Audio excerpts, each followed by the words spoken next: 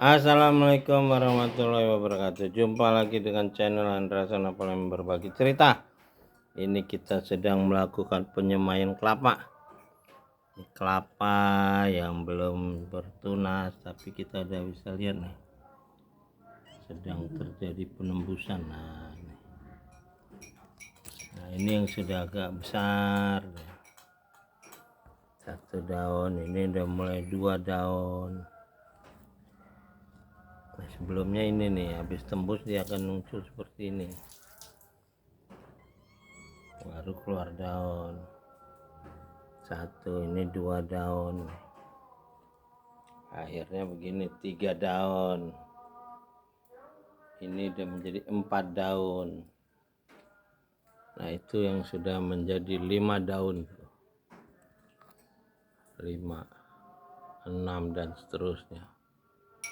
Nah, ini kelapa ini adalah lambang pramuka, tunas kelapa, dan di bumi Nusantara kelapa ini adalah lambang cita-cita yang tinggi. Nah, kelapa ini tadinya berasal dari tanah, ini di tanah, akar rumput kalau bahasa ini. Nah, lalu menjadi besar, lalu dia berbuah, buahnya nanti menjadi bibit lagi. Nah, ini menurut ceritanya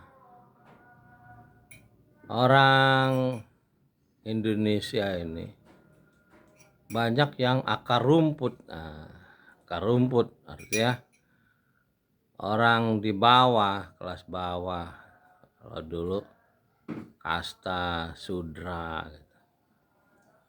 Lalu ada yang jadi buah ini kasta brahmana. Nah, kalau di kita sekarang elit, nah, elit politik, elit pemerintah. Nah, yang enggak ada ini batang. Batang ini yang dicegah tumbuhnya sehingga tidak terjadi transformasi antara akar rumput dengan elit atas. Nah, inilah yang bikin negara Republik Indonesia ini nggak makmur-makmur.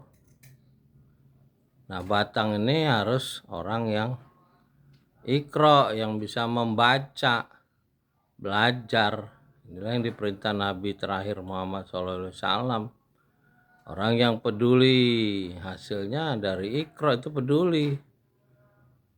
Ya menurut Ustadz Malaysia ya iblis tuh nggak keberatan dakjal dengan Quran segala macam, tapi kalau di lagu-laguin aja nggak masalah. Tapi kalau dipahami, itu pemahaman terhadap kitab itu akan memahami siapa pencipta langit dan bumi dan siapa dirinya. Ini yang menjadikan orang tidak takut mati, karena dia punya iman dan keyakinan seperti yang digambarkan orang-orang dikisahkan di dalam kitab petunjuk manusia. Zalikal kitabul la raiba fihi hudalil muttaqin. Iqra bismi rabbikal ladzi khalaq wal Qur'anil Hakim. Setelah dia tamat, dia diperintahkan berlindung kepada Rabbin Nas, Malikin Nas, Ilahin Nas. Nah, kalau yang enggak ikro ya gimana dia mau berlindung kepada Rabbin Nas? Dia pasti masih di tataran la ilaha illallah, belum meningkat menjadi tauhidnya la ilaha illa anta, la ilaha illa huwa, apalagi mau la ilaha illa ana. Kalau la ilaha illallah itu masih lanjutannya ada Allahu Ahad, karena Allah ini pemahamannya adalah trinitas. Di agama yang justru menyebutkan Tuhan Anak, Tuhan Bapa, makanya ada perintah Allahu Ahad. Surat Al-Ikhlas sebelum dia A'udzubirabbil falaq. Jadi dia ahad dulu, meninggalkan Allah dulu. Pemahamannya terhadap dia itu siapa, Allah itu diterjemahkan dia itu adalah ahad. Barulah dia kenal Rabbil Alamin yang awal pencipta alam semesta. Baru dia berlindung kepada Rabbil Falaq, Rabbin Nas, Malikin Nas, Ilahin Nas. Ya mudah-mudahan Jumat ini kita bisa belajar mendapat hikmah setelah membaca kitab yang disusun para khalifah setelah Nabi terakhir Muhammad SAW meninggal sebanyak 7 kali tamat.